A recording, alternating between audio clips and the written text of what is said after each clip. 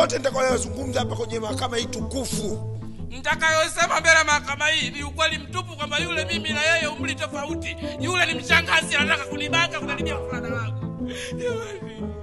Haipo kwenye kiapo hiyo.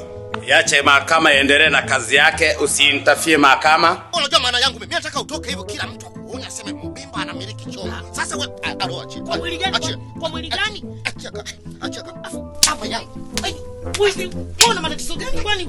Una matatizo gani kwani? Mwakilasa! Mwakilasa!